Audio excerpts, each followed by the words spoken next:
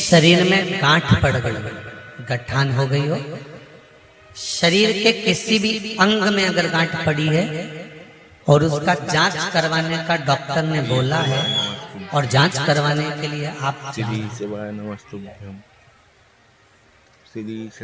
बेले का फल, बेलपत्री का जो फल होता है वो फल सूख गया हो, जिसको हमारे यहाँ नवरात्रि का यज्ञ होता है या शिव जी का यज्ञ होता है या अन्य यज्ञ होते हैं तो बेल के फल की आहुति भी दी जाती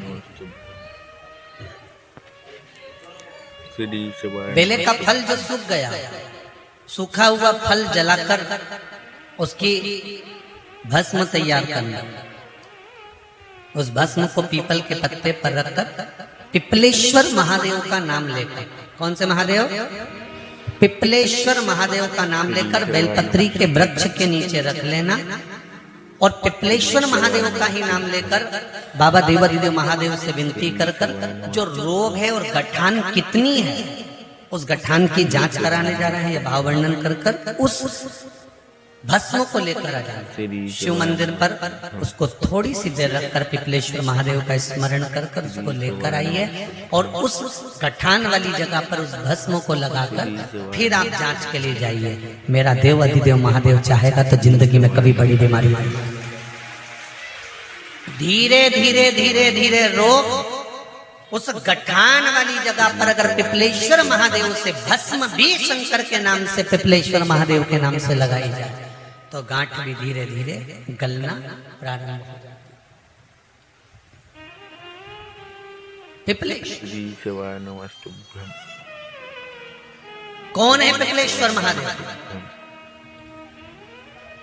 पिपलाद पिता के जाने के बाद, माता के जाने के बाद पीपल की कोटर के अंदर पल पोस कर बड़ा होता है और पीपल के फल खाकर बड़ा होता है। शंकर भगवान ने एक पीपल की कोटर में रखकर पिपलाद को बड़ा कर दिया था तो पिपलाद ने शंकर भगवान का भजन कर कर शिव को प्राप्त करा।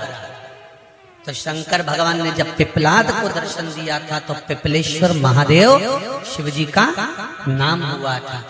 पिपलाद ने कहा था भोलेनाथ, मेरे दुख की घड़ी में आप खड़े हुए हो और मुझे सुख का भान कराया है। जब व्यक्ति के जीवन में बहुत भारी रोग हो और बहुत तकलीफ में हो तो मेरा पिपलेश्वर महादेव उसके हर क्षण सामने खड़ा हो, तो वो पिपलेश्वर महादेव के रूप में खड़ा हो।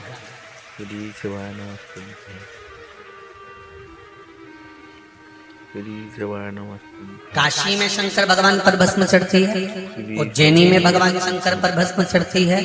ये भस्म जो प्रसाद के रूप में आपको प्राप्त होती है, ये भस्म जो शिव के प्रसाद के रूप में प्राप्त होती है, ये भस्म जो शंकर पर चढ़ी हुई है। किस पर? शंकर पर। ये भस्म कोई साधारण नहीं है।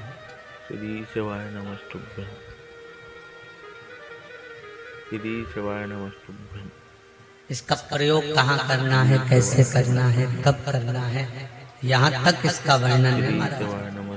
पहले की कथाओं में भी इसका वर्णन किया गया कि हम जो मस्तक पर भस्म धारण करते हैं, त्रिपुंड धारण करते हैं, कंठ पर भस्म लगाते हैं, भुजाओं पर भस्म लगाते हैं, कलाइयों पर भस्म लगाते हैं, हृदय पर भस्म लगाते हैं, कर्णों पर भस्म लगाते हैं। जब यज्ञ करता ब्राह्मण यज्ञ पूरा करवाते हैं तो उस सुरवे को लेकर भस्म निकालकर आपके कंठ पर, श्रवण पर, मस्तक पर, हृदय पर लगाते कि नहीं लगाते? उस भस्म का प्रमाण है। श्री शिवाय नमस्तुभ्यं, श्री शिवाय नमस्तुभ्यं, श्री शिवाय नमस्तुभ्यं, श्री शिवाय सुख का अनुभव करा। श्री शिवाय नमस्तुभ्यं। राधे राधे दोस्तों, पंडित प्रद्युम्न सराय जी की ऐसे वीडियो देखने के लिए हमारा चैनल सब्सक्राइब करें। राधे राधे।